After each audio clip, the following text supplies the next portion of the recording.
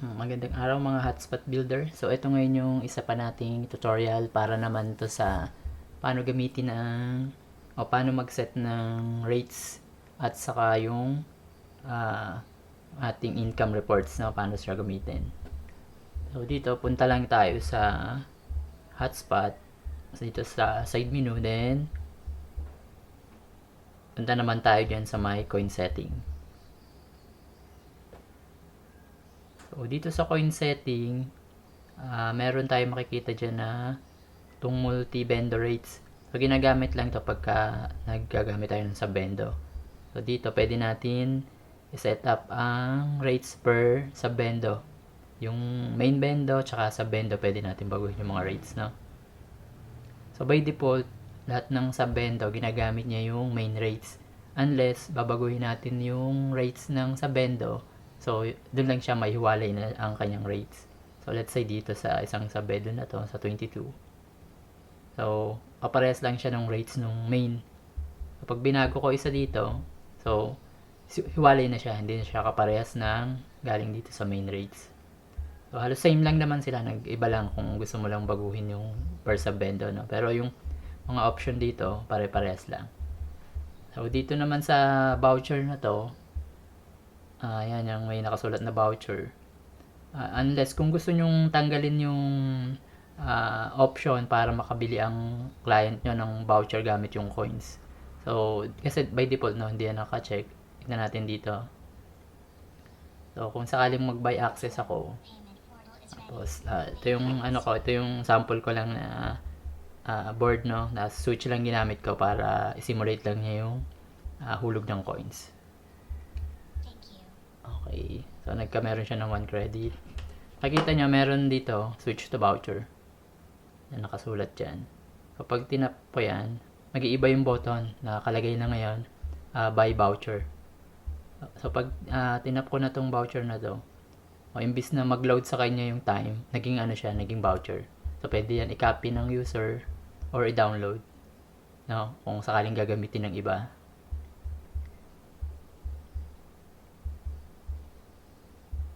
Then, kung dito, i-check natin itong remove voucher. Then, save natin.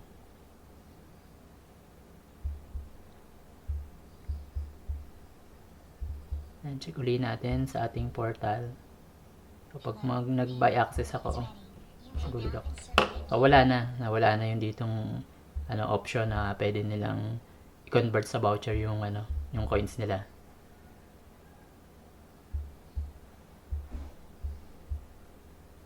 Dito naman sa parting ayan, sa time button tsaka ito i-show muna natin siya, no? Yung data button. So, dalawa kasi yung natin dalawa yung pwedeng pagpilian ng user. Pwedeng iset natin na time yung yung babayaran nila. Let's say yung piso nila 10 minutes or data naman na sabihin natin yung piso nila 100 MB. So, save muna natin to, no? Para makita nyo. So, let's buy. So, makikita nyo may dalawa na siyang button, no? Either data or time. So, kung ayaw natin ng data, gusto lang natin time lang yung pwedeng piliin ng user. So, dito sa parte na data button, i-check lang natin, no? Sabihin, re-remove nyo na yung data. So, ang meron na lang tayo ay yung time rates na lang. Save natin. So, pagbalik natin dito, tapos by access, isa na lang yung button, no? Ito na lang time nang pwede na lang i-access. Wala na yung data. So, yung time at saka yung button, halos pares lang din sila ng option. Pinagkaiba lang nila kung ano yung ilalagay mo. Either time or data. Yun lang pinagkaiba nila. So, so ngayon, focus lang tayo dito muna sa time. No? Kasi yun ang kadalasang ginagamit ng mga client natin, no? Yung time. So, yun nga, yung isa, yung kung gusto mong tanggalin yung button, mawawala na yung time doon. Or, ito yung continuous. Kung gusto mo na wala siyang pause, so pipindutin mo to. No? So, basic muna, set natin yung per piso. No? Ito yung nasa taas, ito yung per piso na setup natin. So, dito, nilagay ko ay 10. So, ibig sabihin, kapag naghulog ka ng coins, magkakameron ka ng 10 minutes. Tapos yung magiging speed mo ay yan, 5,000 kbps or more or less 5 mbps. So, ayan. Then, kung sakali yung naka-enable yung post niya, may validity siya na isang araw. So, either naka-post yon or hindi. Paglipas ng isang araw, makakat na yung line niya na mawala na. Kahit pa yung naka-post. So, yung piso, gagawin na natin na hindi siya pwede mag-post. Since piso lang naman, piso hanggang 4 pesos, no? And, dito, tanggalin muna natin lahat ng mga bonus, no? Para ma-explain natin na maganda.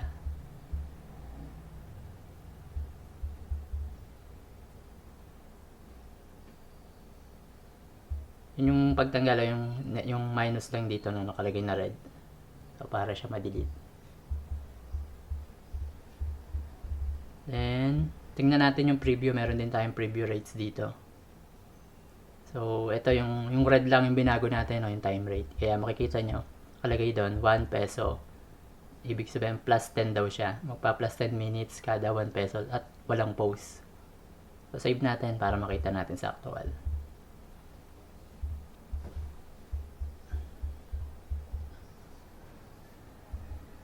So, by access. So, ayan, meron ng 10 minutes, no, yung 1 peso.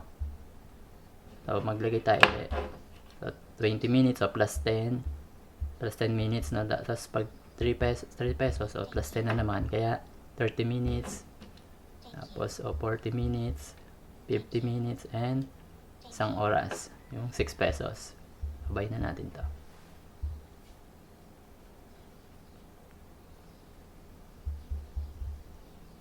Balik tayo dito. Ngayon, gusto natin mag-add ng bonus kasi gusto natin yung 5 pesos, sakto na, gawin na natin isang oras.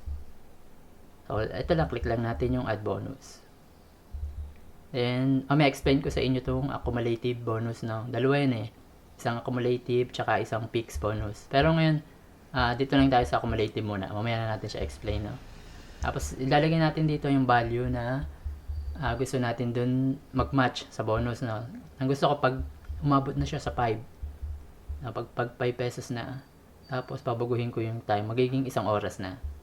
So, lagay ko dito ay 0, 0, 0 days, 0, 1 hours, and 0, 0 minutes. So, ayan, isang oras. Tapos dun sa 5 pesos, ang gusto ko, hindi pa rin siya pwede mag-post. No, kaya may check dyan. No post. So, i-add ko. Preview muna natin yung rates. So, meron na tayong dalawa ngayon, no? Yung piso daw plus 10 minutes. Tapos yung 5 piso ay 1 hour na. Walang post pa rin. Para silang walang post. Save natin. Tingnan natin sa preview. Sa preview dito sa live. So, hulog tayo ng piso. O, 10 minutes, 20 minutes, 30 minutes, 40 minutes. So, dapat itong 5 na to ay maging 1 hour na. Dahil tatama na siya dun sa bonus na isang oras. Ayun, naging 1 hour na. So, ayan, tumama na siya dun sa isang bonus. At same pa rin, wala pa rin siyang post.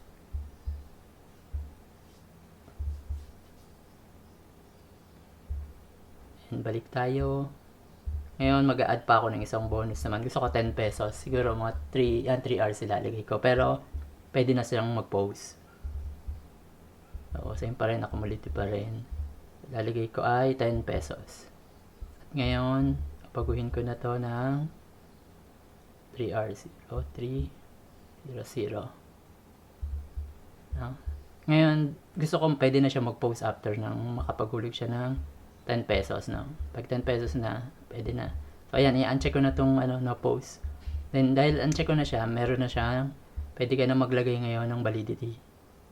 So, let's say, sabihin ko, sige, pwede mong gamitin yung post, pero hanggang 2 days lang. Lagay ko 2 days. Then, add. Check ulit natin preview, no? So, ayan, meron na tayong tatlo ngayong rates. So, yung piso per 10 minutes ng 10 minutes kada piso. Then, 5 pesos is 1 hour. Tapos, yung 10 pesos magiging 3 hours. Pero, pwede na siyang mag-post. Good for 2 days. So, save natin. And, check ulit natin sa ating live. So, by access. Lagay tayo. 1, 2, 3, 4. Dapat isang oras na to. Okay, isang oras ng 6. So, dagdag ulit ng 10 minutes. Dagdag ulit ng 10. Dagdag ulit. Dagdag. Then, sakto, 3 hours. So, ayan. Ngayon may post na siya. Good for 2 days. Pag binay ko to, ayan, meron na siyang post time, no? Napasama na yung post time niya. Ayan, tingnan natin nga yung rates niya. So, ayan. 5 Mbps. So, kasi may time na siya kanina, no? Napahalo lang yung time kanina. Pero ayan, yan yung napadagdag niya na ngayon sa time niya. So, ngayon, explain naman natin ano yung peaks kanina dito, no, sa bonus. So, meron tayong dalawang bonus. So, edit natin tong 10. Gagawin ko siyang fixed. So, ayan. Yung last, naging fixed na, no? Tapos, apply ko. O, preview ko ulit. So, ayan. Ganun pa rin. Wala naman na bago sa kanya. Pero dito sa live, makikita natin yung fixed.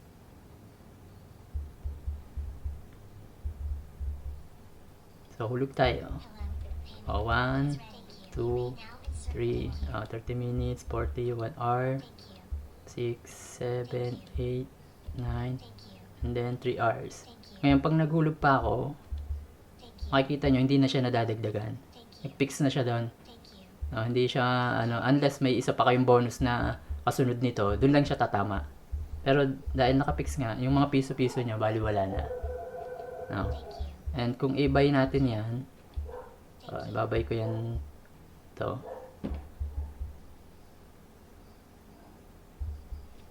Then, ulitin ko yung by access. So, naandun at nagtira siya ng sukle. Kasi yun lang yung, hanggang doon lang yung bonus niya eh. Fix na yun eh. Hindi na niya tatanggapin yung mga piso-piso.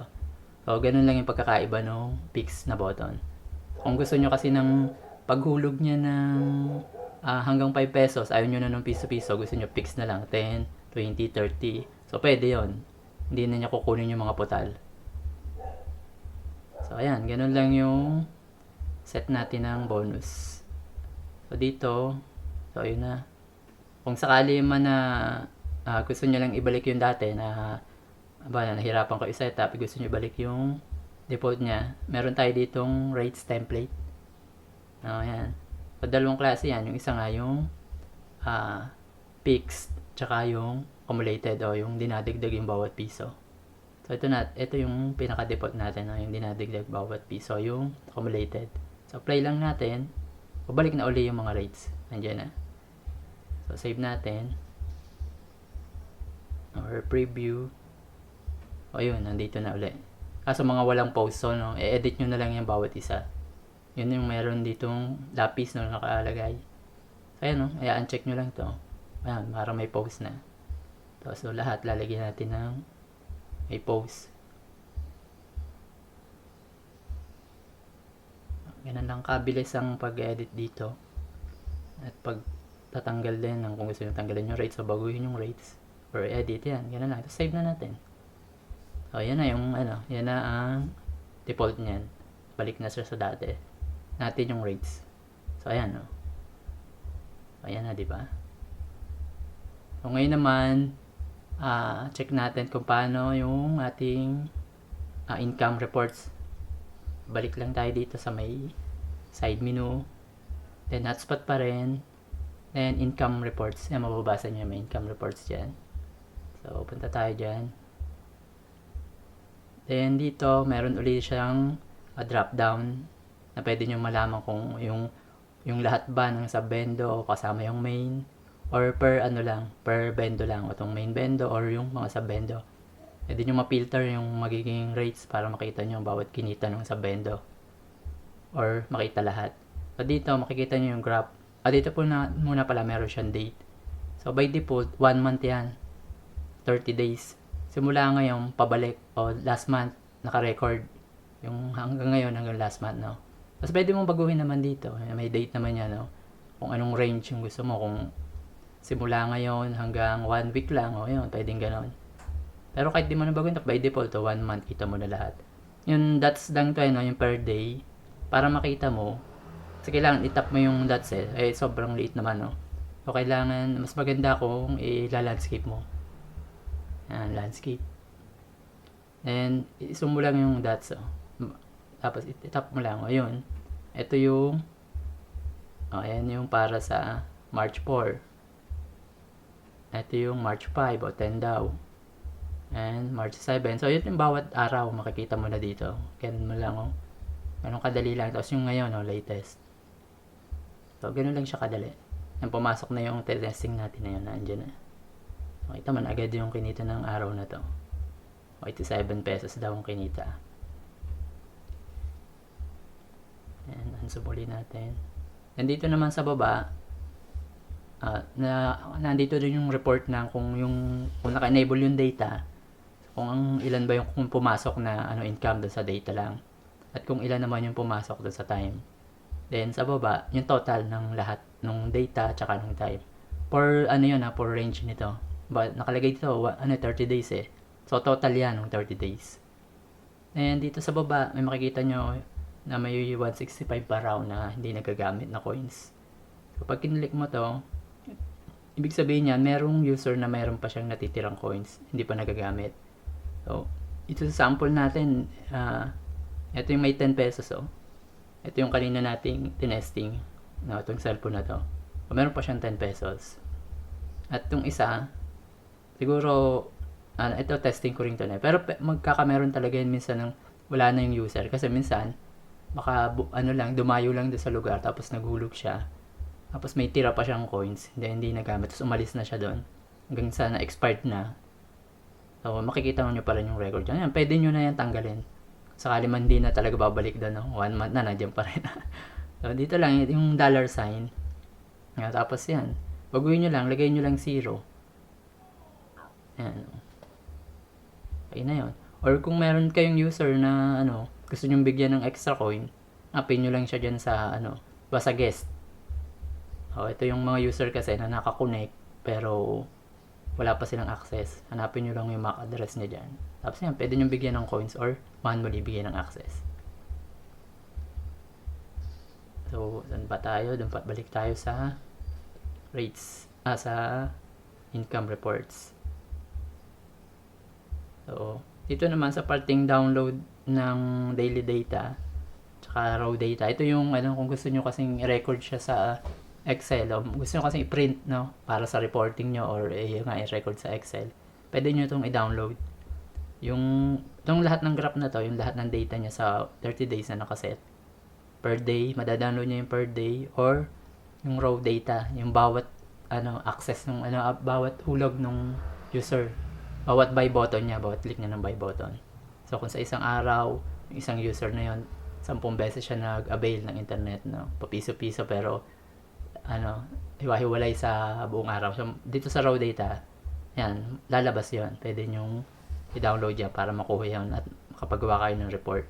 So, CSV yan, Hindi ko na ma-open dito kasi wala pa itong naka-install na pang-open ng CSV. Fresh format kasi itong phone.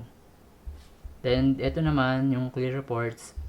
Pag kinlaro nyo yan, so lahat ng data nito, masi-0 lahat. Pagka gusto nyo lang na-record nyo na yung data, so pwede na kayo mag-clear ng reports niya.